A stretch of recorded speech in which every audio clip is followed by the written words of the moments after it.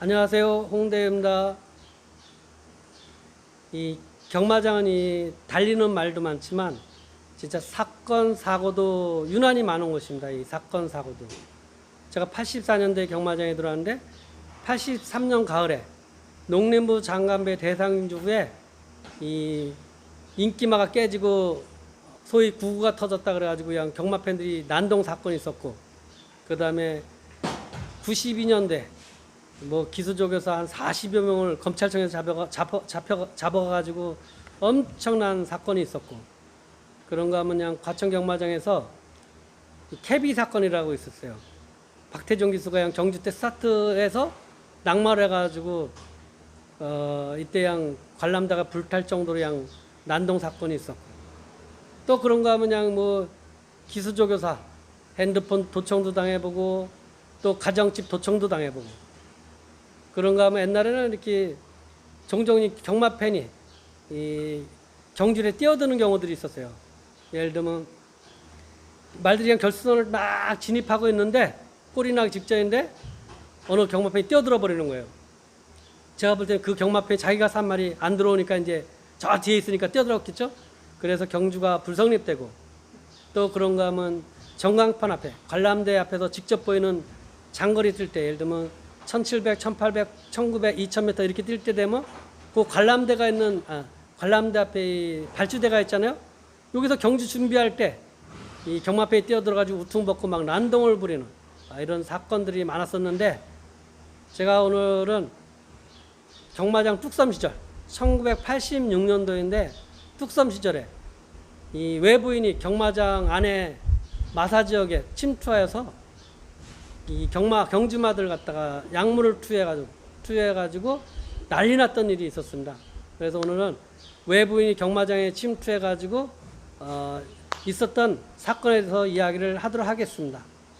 1986년 어느 날인데 이제 조교사 기수들이 마필관리사 뭐 다 새벽에 일을 나가면은 조교하러 일을 나가면 계속 그냥 경마장 안에 누가 들어와서 주사를 놨더니 약물을 투여했더니 이런 소문이 막 들리는 거예요. 그런 소문이 들려서 사람들은 그냥 우습게 생각하고 뭐 설마 그러겠어. 그런데 시간이 지날수록 이제 어느 말에 이렇게 약물 투여했다고 이런 얘기가 구체적으로 들리고, 또 이제 경마가 끝나고 나면 더 구체적으로 들리는 거예요. 포경선에도 주사를 놨는데 그 당시에 최고 명마가 포경선 아니에요? 포경선에도 주사를 놨는데 포경선이 우승을 했고, 뭐 이런 얘기들이 이제 구체적으로 더 많이 들리고, 그런 얘기 들릴 때 우리 여기서 이제 마필 관계자라 그러면 이제 기수, 조교사, 관리사를 총칭해서 이제 마필 관리사라 그러는데, 우리 마필 관리사들은 모여서 얘기할 때마다 아니 경마장 이 마사 지역은 이 경비가 철저하기 때문에 누구도 들어올 수 없고, 또 보다시피 담장들이 이렇게 높아가지고 외부인이 침입을 할 수 없는데 어떻게 여기를 외부인이 들어와서 주사를 놓는다는 거냐, 약물을 놓는다는 거야. 이게 말이 안 된다. 그리고 또 설령 외부인이 들어왔다 치다, 아니 그 외부인이 어느 말인지 어떻게 알고 어느 말을 주사를 놨냐, 그건 있을 수가 없는 일이다. 아무리 소문이 무성하더라도 우리 마필 관계자들은 이건 말도 안 되는 거라고 이렇게들 다 손을 잘 내줬죠. 아니 제가 아무리 생각해도, 저 자신도 아무리 생각해도, 아니 진짜 이 철저한 이 경비와 그 다음에 그 높은 담장을 어떻게 넘어서 말을 진짜 주사를 놓을 거고, 또 어느 말을 진짜 어떻게 외부인이 알아서 주사를 놓고, 아무리 생각해도 이건 말이 안 되는 그냥 소문일 거거든요. 그래서 우리 마필 관계자 모두는 소문이라 그러면서 그냥 웃고 그냥 이렇게 하고 있었는데, 이게 어느 날 그냥 우리가 믿지 않으려 했던 일이 현실이 된 거예요.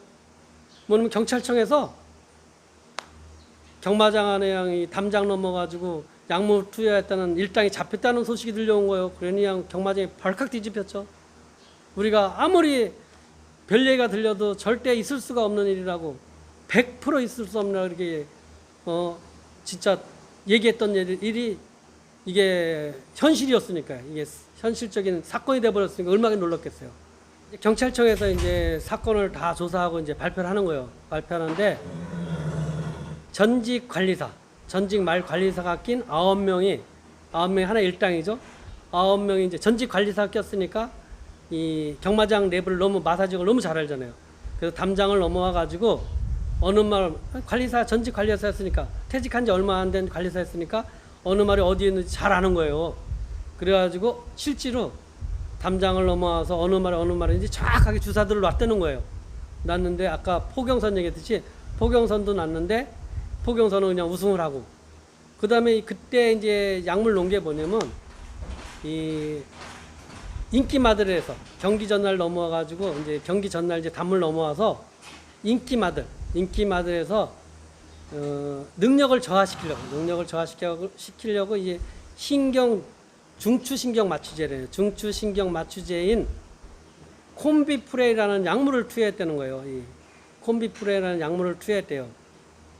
근데 이렇게 약물을 뭐 어렵게 담 넘어와서 말 찾아가 약물을 다 투여했는데 들어오지 말아야 될 포경선이 우승으로 들어오고 또 나름대로 지들이 약물 투여 어쨌든 능력을 저하시키는 약물을 투여했으니까 약물 투여한 말에 대해서 경주 때 이제 막건 살 때 빼고서 막건 사는데 이게 제대로 안 됐나 봐요. 그러다 보니까 그냥 지들끼리 이제 9명인 일당 지들끼리 내부 분열이 일어나가지고 이 한 사람이 경찰청에 자수를 한 거예요. 그래서 한 명이 자수를 함으로써 이 사건이 그냥 세상에 그냥 알려지게 됐던 사건입니다. 외부인 9명이 이 경마장에 들어와서 약물 사건 이후로 그 중에 저는 이제 깜짝 놀란 게 거기에 주동자가 김 씨인데 그 주동자가 몇 달 전까지만 해도 저하고 같이 옛날에 이제 고 김우기 조교사님 밑에서 저하고 같이 일했던 관리사였어요. 그 주동자가. 그래서 저는 또 얼마나 놀랐어요. 깜짝 놀라고 그랬는데 그래서 이제 마사에서는 그 마필 약물 사건 이후로 마사에서는 그 일당이 꼈던 이 고향 사람들, 그 일당이 꼈던 고향 사람들에서는 한참 동안 이 마필 관리사를 뽑지를 않았어요. 마필 관리사를 뽑지를 않았던 이런 참 웃지 못할 일도 있었는데 아무튼 뭐 그렇게 넘어와가지고 약질을 하고 그랬는데도 결국은 그들이 성공을 배팅해서 돈을 따지 못했기 때문에 자수도 되고 이렇게 해가지고 다 구속이 됐던 사건입니다.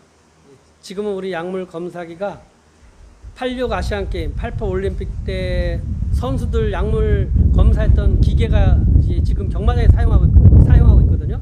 이제 그러다 보니까 이제 웬만한 아주 작은 이런 약물도 100%다 검출됩니다. 그래가지고 검출되다 보니까 뭐 어떠한 약물도 이렇게 투입하면 문제가 다 되고 즉시 밝혀지는데 옛날 기계들은 외국에도 보면은 이 가난한 경마장은 약물 기계가 약해가지고 검출을 잘 못합니다. 그러듯이 우리도 옛날에 올림픽 이후에 기계, 약물 검사 기계 이전의 기계는 약물을 잘 검출을 못하기 때문에 그 전에도 뭐 사전 사후 약물 검사를 했는데 이 약물 검출이 안 되는 것도 많았었습니다.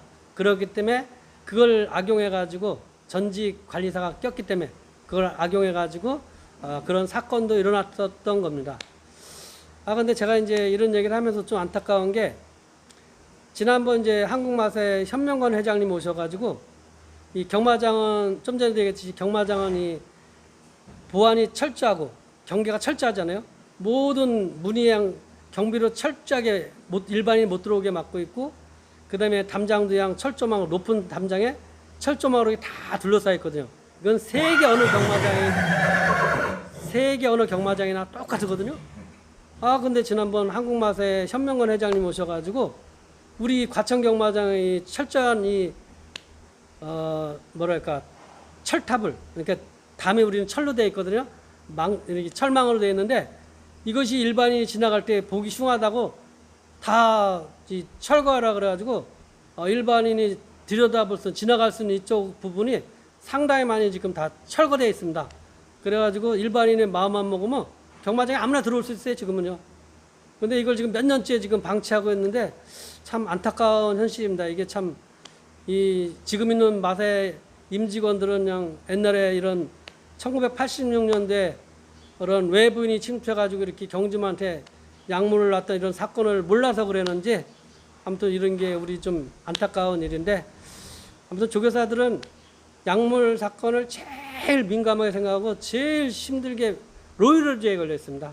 과거에는 약물 사건 나면은 그 조는 조교사 말 해체되고 그 약물 사건의 어떤 결과가 나올 때까지 수사기관 의뢰했습니다. 그래서 굉장히 곤욕을 치렀었는데 조교 기수 관리사 모두를 갖다 수사기관에 의뢰해가지고 엄청 곤욕을 치렀거든요. 근데 요즘은 좀 이제 이 약물 사건 기준이 좀 합리적으로 해가지고 그렇지는 않는데 원인이 밝혀지면 자체에서 징계 주고 해결하는데 옛날엔 그랬습니다. 그래서 저도 지금 항상 이 조교사 생활하면서 제일 두려운 게 약물 사건이에요. 우리 말대로 어떤 것에 약물이 나올지 몰라서. 이 약물 사건이 치료약에서도 많이 나오거든요. 지금 거의 치료약에서 나와요. 그래서 저희 말간에도 그냥 맨날 치료약에 대해서 철저히 관리하고 절대 약물이 안 나오게끔 조심해야 돼 이렇게 우리 관리사들하고 이렇게 생활하고 있습니다.